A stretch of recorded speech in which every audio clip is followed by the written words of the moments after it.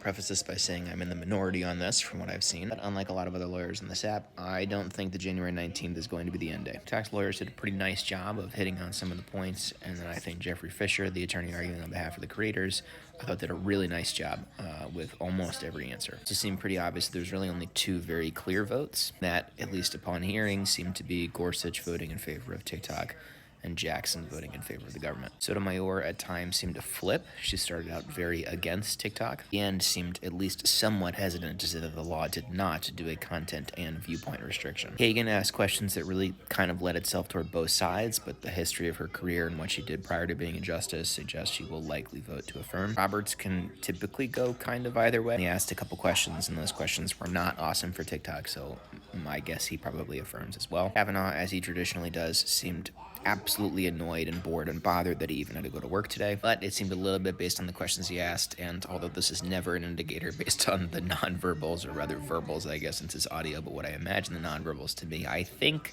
he would vote to reverse. Thomas also, as per usual, said virtually nothing, and then I thought was going to set a personal record when he talked for like a solid 2.5 minutes straight. In this particular case, no idea what he's going to do. Ellen Barrett seemed surprisingly skeptical of both sides. She has said some things in the past that indicate she might vote in favor of the government. She also seemed healthily skeptical of some of the things the government was claiming. Alito pronounced Meta as Meta, so that's not great. Along those lines, I should point out, at one point, Roberts went, and I think, is it ByteDance? Is that? Alito seems to be of the opinion that this algorithm, and any algorithm, can be easily reconstructed. Again, I was surprised that no one brought up that although, yes, you can imitate or copy or produce something similar to what we have here, you can't reproduce the time and the energy and the resources and the amount that it takes in order to build a community. A lot of things that you can replicate or redo doesn't mean that you can actually do it. And in the last few minutes of the argument, they started asking a lot of questions about what it would mean if they put an injunction in. And that, I think, is likely where we'll finish. And the most likely thing that happens is that they issue some sort of an injunction, some sort of an administrative stay,